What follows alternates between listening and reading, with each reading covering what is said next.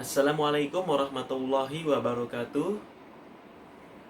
Alhamdulillahirabbil alamin. Bapak bersyukur kepada Allah Subhanahu wa taala kita masih dapat berkumpul, bukan berkumpul ya, tapi bertemu di dalam video pembelajaran. Ya. eh, Sebelum kita mulai pembelajaran pada kali ini, kita berdoa dulu menurut kepercayaan dan agama kalian masing-masing. Karena juga sekarang tidak ada ketua kelas, kita bertemu di video pembelajaran, Bapak yang memimpin doanya.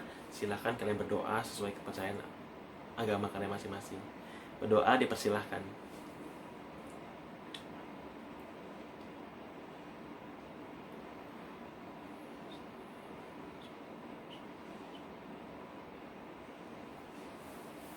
Amin amin ya robbal alamin. Bagaimana kalian kabarnya semua? Tetap semangat ya. Kita sedih sekali Bapak juga tidak bisa bertemu kalian secara tatap muka.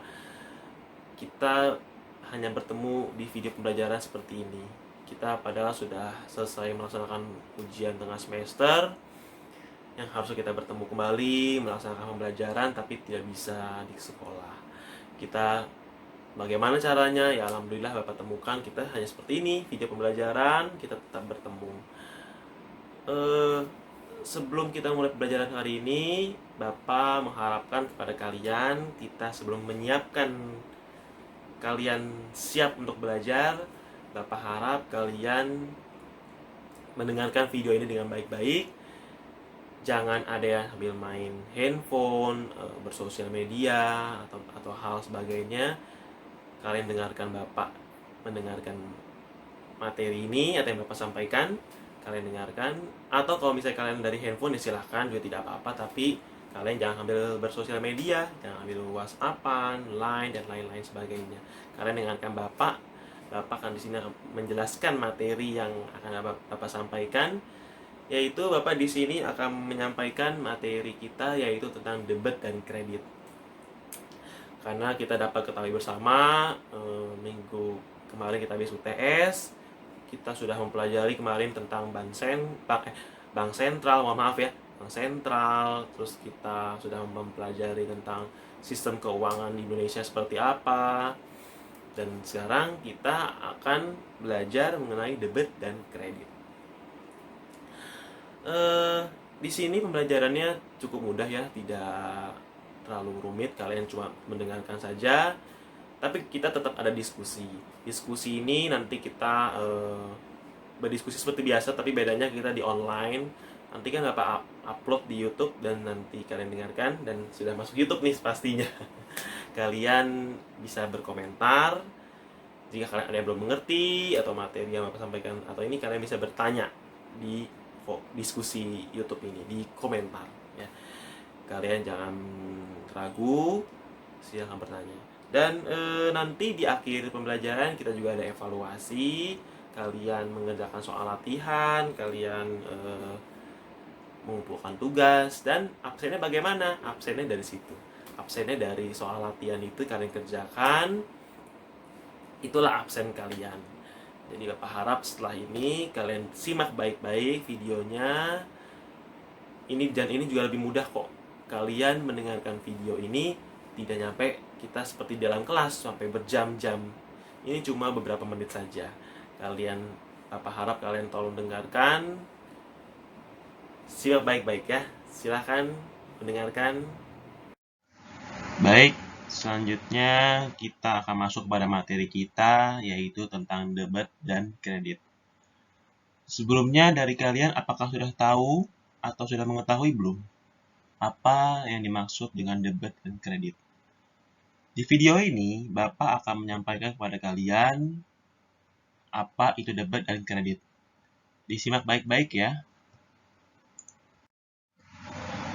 Ya, yang pertama di sini saya akan menjelaskan yaitu tentang pengertian debat dan kredit.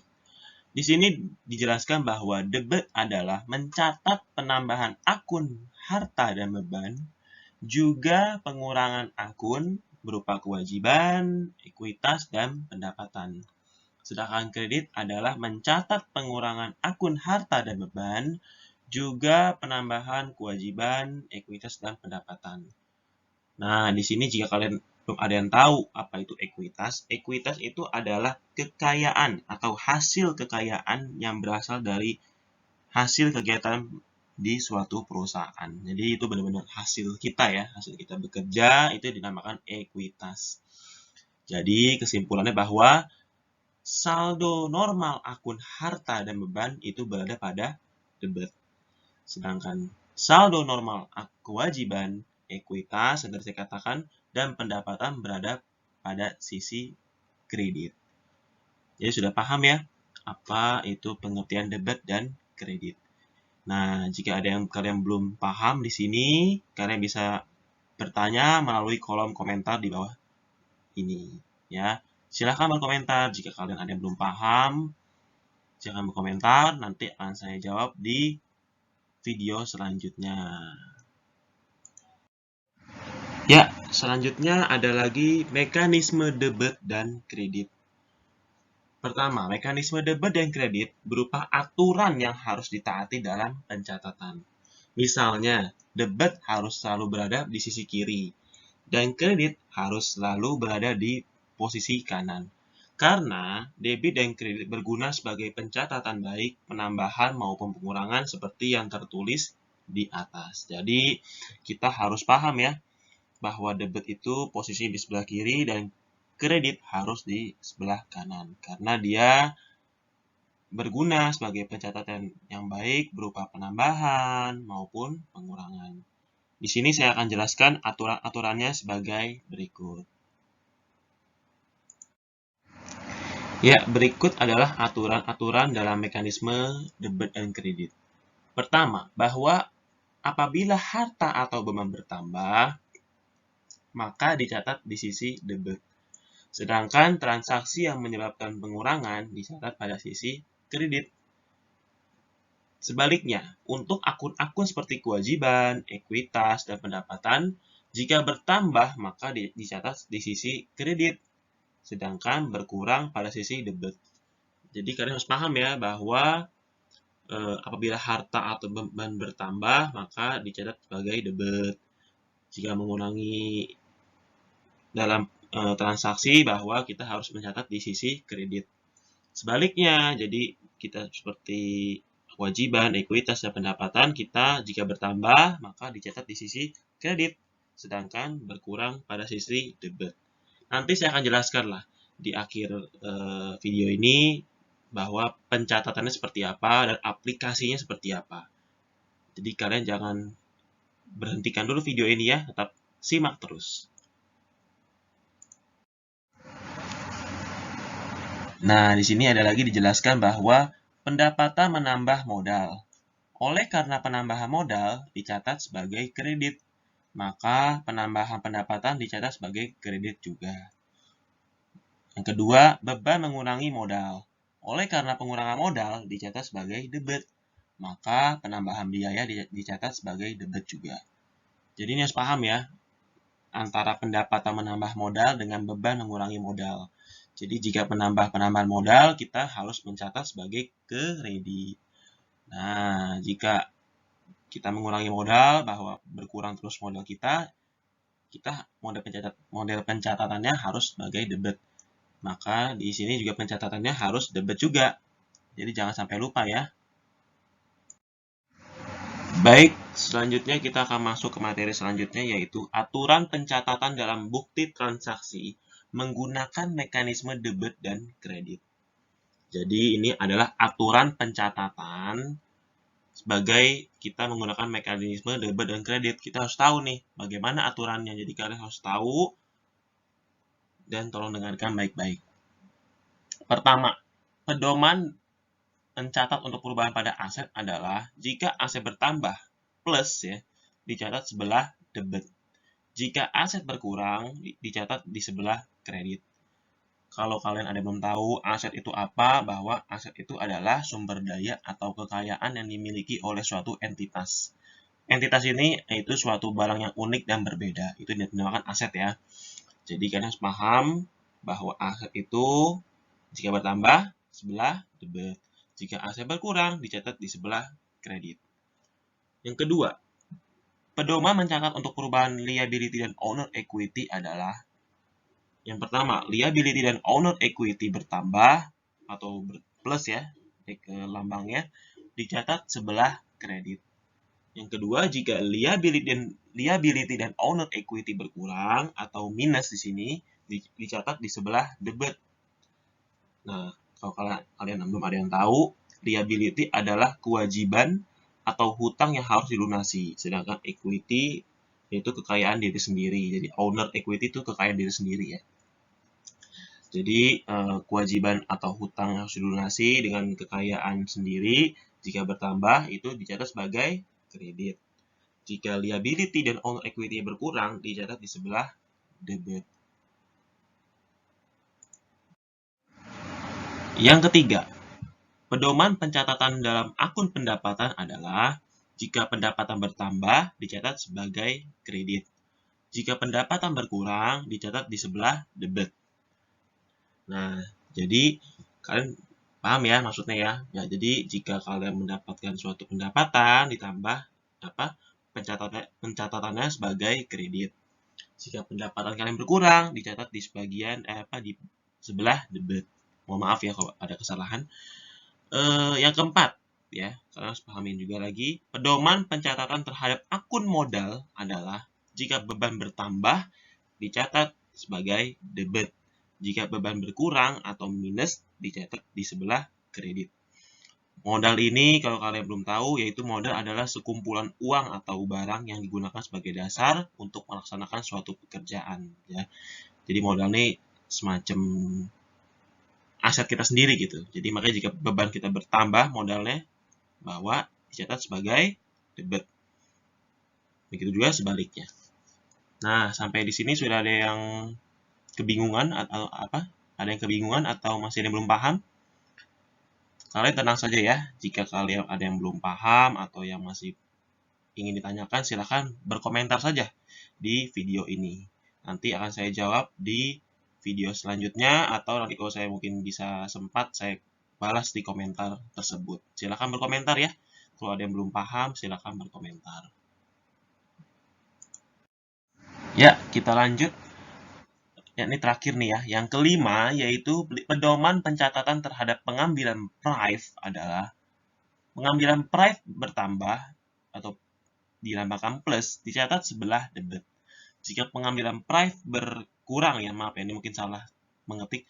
Jika pengambilan prive bertambah atau berkurang dicatat di sebelah kredit. Pengambilan prive ini adalah pengambilan dana oleh pemilik atau owner perusahaan untuk keperluan pribadi. Jadi pengambilan prive ini dana yang akan diambil oleh owner untuk keperluan pribadi. Jadi makanya jika bertambah itu dicatat sebagai debit, jika berkurang dicatat sebagai kredit ya. Baik, jika kalian sudah mempelajari itu semua tadi tentang pengertian debit dan kredit, terus mekanismenya dan aturan-aturannya bagaimana dalam pencatatannya. Sekarang Bapak akan jelaskan lagi bagaimana cara mengaplikasikan mekanisme dalam bentuk debit dan kredit. Nah, ini sudah Bapak buat ya. Kalian sudah akan pahami.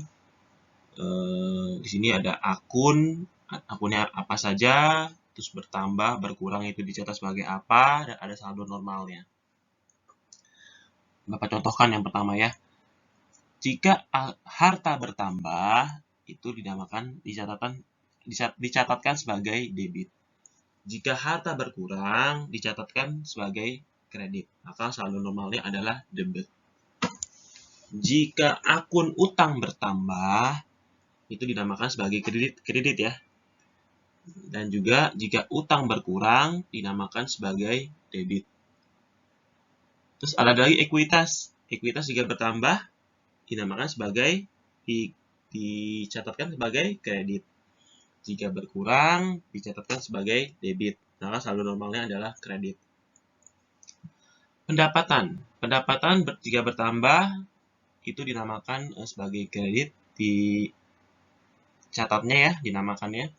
Dan pendapatan jika berkurang, itu dicatatkan sebagai debit. Maka saldo normalnya adalah kredit. Beban jika bertambah dinamakan sebagai debit. Jika beban berkurang, itu dicatatnya sebagai kredit. Saldo normalnya adalah debit. Baik, jika kalian masih ada yang belum paham, Bapak harap sih kalian sudah paham ya. Jika ada yang belum paham, silahkan kalian berdiskusi di komentar. Bapak sangat mengharapkan itu adalah sebagai pengganti kita di dalam kelas dalam berdiskusi. Karena kita kan tidak bertemu tatap muka ya di kelas karena kita sedang ada wabah virus corona ini. Jadi kalian tetap belajar. Jika ada yang belum paham atau masih belum mengerti, silahkan bertanya di kolom komentar. Nanti Bapak akan usahakan untuk menjawab. Jika Bapak sempat, Bapak komentar langsung, Bapak jawab. Jika tidak sempat, mungkin Bapak akan menjawabnya di video selanjutnya, materi selanjutnya. Silakan kalian pahami lagi ya. Ya, kita sudah masuk kepada kesimpulan debit dan kredit. Setelah kita mempelajari pengertian, mekanisme, aturan-aturannya dalam pencatatan itu seperti apa, dan pengaplikasiannya seperti apa. Kita masuk pada kesimpulan debit dan kredit, yaitu kalian cuma pahami sedikit saja. Jadi jika saldo normal akun harta dan beban itu berada pada debit. Sudah Bapak garis merah itu, supaya kalian lebih paham. Jika saldo normal akun kewajiban, ekuitas, dan pendapatan berada pada kredit. Itu saja. Jadi kalian cukup harus tahu jika saldo normal akun dan harta, beban berada pada debit, dan akun kewajiban, ekuitas, dan pendapatan berada pada kredit. Ya, itu saja ya. Kalian harus paham. Baik, anak-anakku semua yang Bapak cintai, alhamdulillah kita sudah mempelajari tentang debit dan kredit. Kita sudah mempelajari pengertiannya bagaimana, mekanismenya seperti apa, aturan-aturannya, dan juga yang terakhir tak lupa mempelajari bagaimana cara mengaplikasikannya. Ya. Nah, terakhir nih Bapak ingin memberikan suatu evaluasi pada kalian berupa soal latihan. Silahkan kalian kerjakan ya. Bapak tunggu sampai malam ini, mungkin habis maghrib kalian kerjakan. Setelah mendengarkan video ini, kalian kumpulkan ke email saya ya, di email yang sudah Bapak terpakan di situ. Dan kalian kerjakan di buku tulis ya, bukan diketik, tapi di buku tulis kalian tulis nama kalian, soal, dan jawabannya. Lalu kalian foto. Terus baru kalian kirimkan ke email Bapak ini ya. Kalian tulis nama kalian dengan jelas ya. Kalian sudah paham ya? Jika masih ada yang belum paham, silakan putar kembali videonya tentang materi bagaimana kalau masih belum paham. Dan juga kalian berkomentar juga silakan. Berdiskusi dengan teman-teman juga silakan. Bapak tunggu ya. Jadi jangan. Baik, itu saja yang dapat Bapak sampaikan. Bapak sekali lagi mengucapkan terima kasih kepada kalian semua yang sudah mendengarkan video ini sampai akhir. Dan tak lupa Bapak infokan juga kepada kalian jangan lupa untuk mengerjakan soal evaluasi tersebut. Karena itu adalah salah satu penilaian Bapak dan juga itu adalah absen kalian. Ya, jika kalian tidak mengerjakan berarti nilai kalian tidak ada dan absen kalian tidak ada. Ya, jadi jangan sia-siakan itu. Dan juga jika kalian masih ada yang belum paham, silakan pahami videonya. Kalian putar kembali videonya dan kalian berkomentar jika masih ada yang belum paham ya.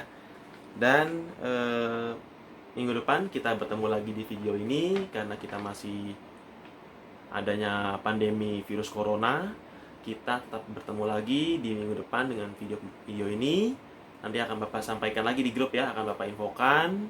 Kita minggu depan akan belajar yaitu mengenai akun dalam buku besar ya. Nanti kita akan mempelajari pengertiannya seperti apa, jenis-jenisnya seperti apa, bentuk-bentuknya, serta sifat-sifatnya. Nanti akan Bapak jelaskan minggu depan. Kalian tetap semangat ya. Jangan patah semangat, kalian tetap semangat. Ya, itu saja mungkin yang Bapak sampaikan. Sampai bertemu minggu depan. Wassalamualaikum warahmatullahi wabarakatuh. Tetap semangat ya teman-teman.